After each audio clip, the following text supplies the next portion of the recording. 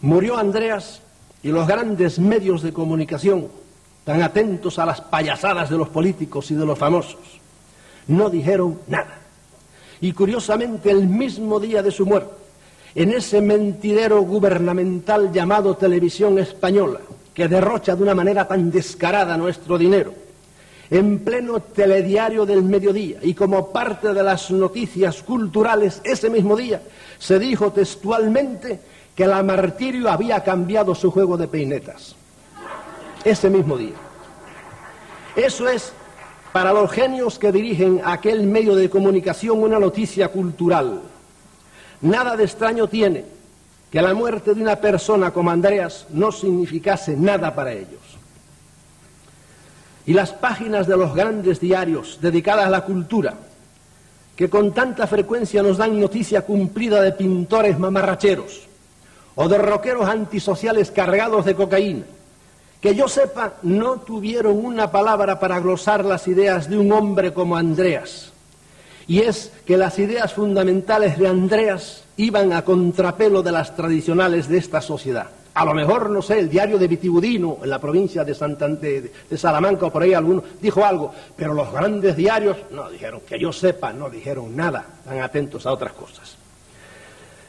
Yo me quedo pasmado viendo cómo la gran prensa en el mundo entero se ha dejado engañar o ha sido comprada por las grandes y tenebrosas autoridades que rigen este planeta para ignorar sistemáticamente todo aquello que pueda hacer despertar a la humanidad. No solo en esto, poquito, sino en muchas otras noticias en cuanto pueden hacer despertar a la humanidad a esta gran verdad de que nosotros somos una granja. Es bárbaro. Te encontrarás con los militares como yo me los he encontrado. Científicos engreídos, militares abusadores y prepotentes, políticos mentirosos y rateros, y eclesiásticos fanáticos y fanatizantes eran 4 tipos de personas especialmente detestadas por él. Y sus ideas chocaban frontalmente con las defendidas por estos 4 estamentos de la sociedad.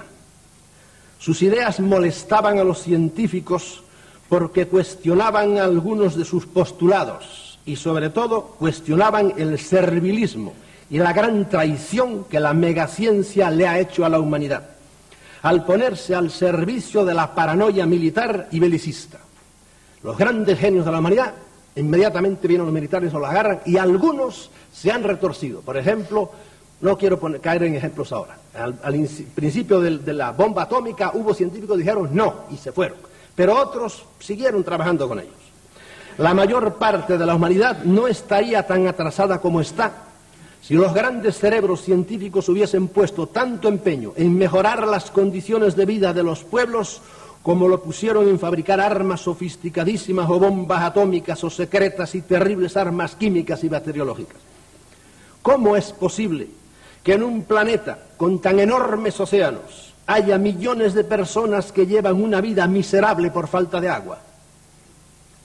Es posible porque la megaciencia, en vez de haber dedicado sus conocimientos y sus esfuerzos a descubrir métodos fáciles y baratos para desalinizar el agua del mar, que es una cosa que se puede hacer con el dedo meñique, se ha puesto al servicio de los militares para realizar tareas mucho más difíciles, mucho más costosas y sobre todo mucho más perjudiciales para la humanidad, como es la fabricación mediante la tecnología más avanzada de un armamento capaz de destruir a toda la humanidad.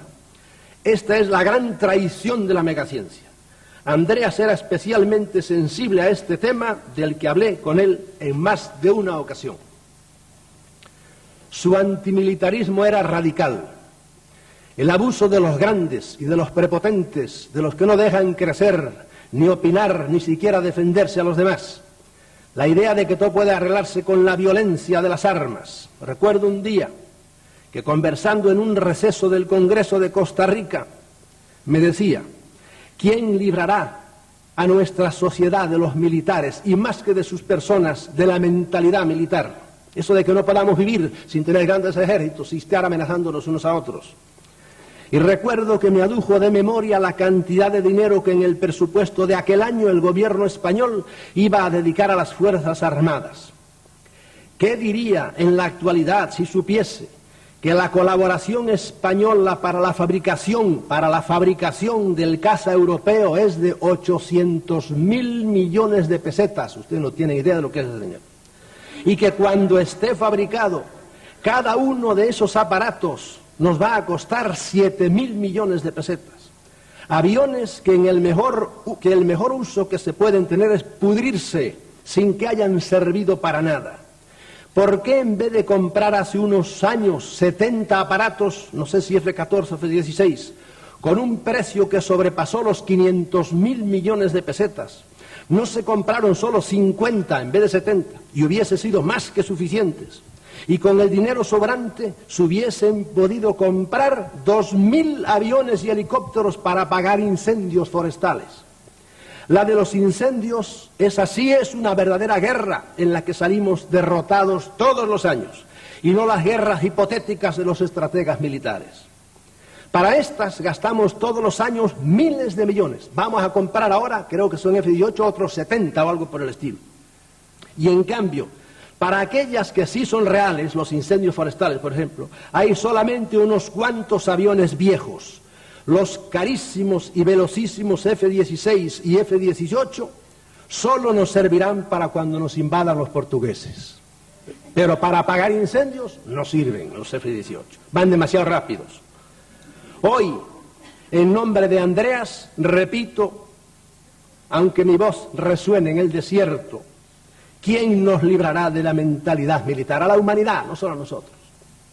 ¿Quién logrará que todo el dinero que en el presupuesto se dedica cada año a inútiles ejércitos se dedique a algo que sea realmente útil a la sociedad? Y decir que en el mundo entero, naciones que tienen un presupuesto misérrimo, la mitad del presupuesto es para lo militar. Andreas pensaba así, y lo decía, y lo escribía, y por eso era un escritor maldito. En cuanto a las creencias religiosas, Andreas era también radical. Creo que nuestra amistad se originó con nuestra coincidencia en esto.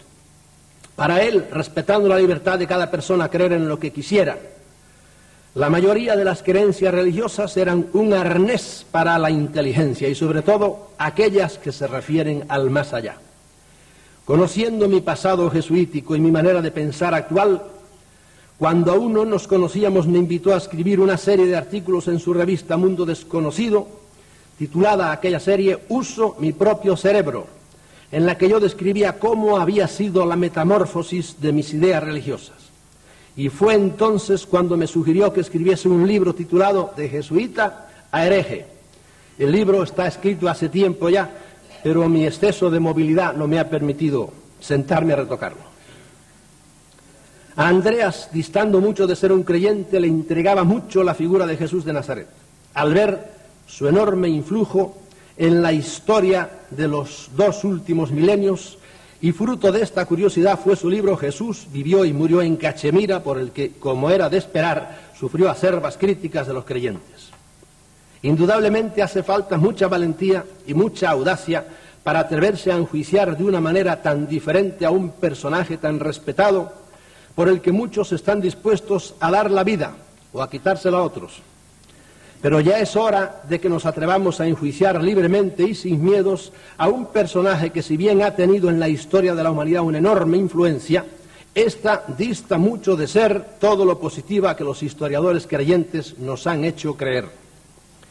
Muy al contrario de lo que estos hacen, que creen a ciegas porque la propia fe no les permite dudar, Andreas, como era en él costumbre, se documentó a fondo y viajó a la India para conocer directamente los hechos sobre los que iba a escribir.